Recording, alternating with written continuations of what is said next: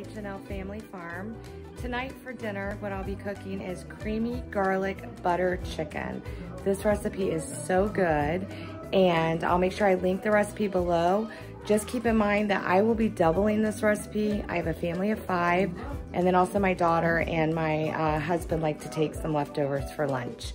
So if this interests you, keep on watching. All right, I have my chicken and I have went ahead and seasoned it with salt and pepper. I have a pan right here and I put a little bit of olive oil in it. And basically what you're gonna do for your first step is you're gonna take your chicken and you just wanna brown it into where it's a little bit crispy on both sides. I think this recipe does best with chicken that has skin on it. Although you can do it with skinless chicken, I prefer, you know, the one with the skin just because I feel like it gets crispier that way. But that's going to be our first. All right, I'm placing my chicken skin side down in my pan that has the olive oil in it. And basically what you're wanting to do, like I said, is just get it brown and crispy on both sides. You're not trying to cook the chicken all the way through. You're just trying to brown it on both sides.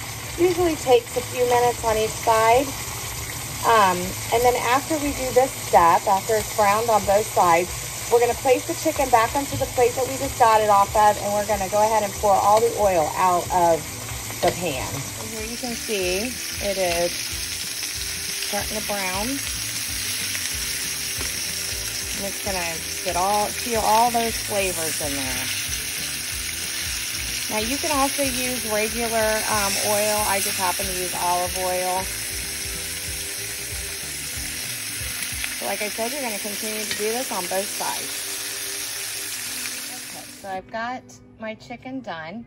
So this recipe calls for a 1/4 cup of melted butter. I've already put a 1/4 cup in, so I'm going to add another 1/4 cup because, like I said, I'm doubling this recipe. It's also calling for 4 to 5 cloves of garlic, so I'm going to do 10 cloves, and then I'm also going to add in minced garlic. And at this point, you're just gonna kind of, you know, saute it just a little bit until you get that fragrance smell. Right, so I've got my butter in there and I've got some cloves. I ended up not having 10. I'm pretty upset about that. But anyway, I added the difference in minced garlic. Now this is what's gonna start preparing your sauce, your garlic butter sauce. We're also gonna add heavy whipping cream to this, some chicken broth, some cayenne pepper, and that is what's going to pretty much make your sauce. Then what we're going to do is place our chicken back in it and let it simmer until the chicken's fully cooked. All right, so it's starting to saute very nicely. Now this recipe calls for a 1/4 cup of heavy whipping cream and 1 cup of chicken broth. Again, like I said, I'm going to be doubling mine. And then it also calls for a 1/4 cup of Parmesan shredded cheese. And then you're going to do 3 dashes of the cayenne pepper. I'm going to do, obviously, 6 dashes because I'm doubling my recipe. All right, so we're going to go ahead and add our chicken broth.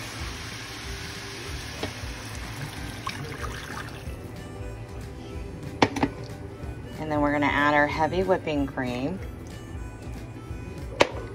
I'm gonna have to do it twice because I'm doubling the recipe, like I said.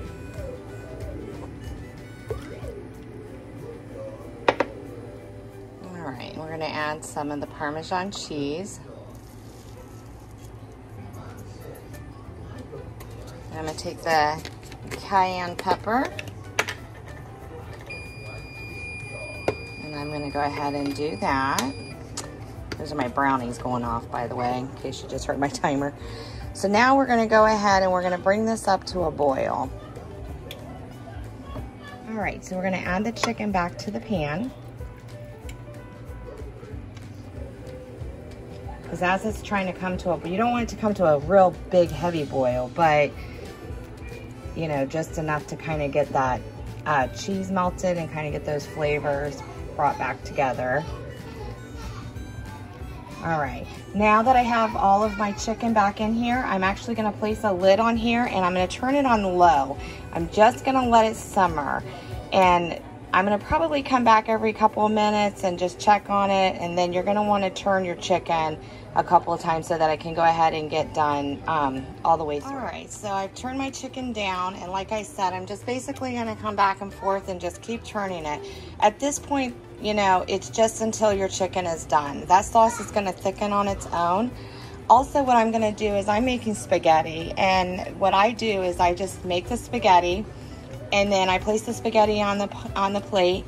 I then add the some sauce onto it, and then the chicken and some more sauce, and then a vegetable. And you can actually just make this sauce on its own for pasta if you want, or even like put some broccoli in the pasta. That would be really good.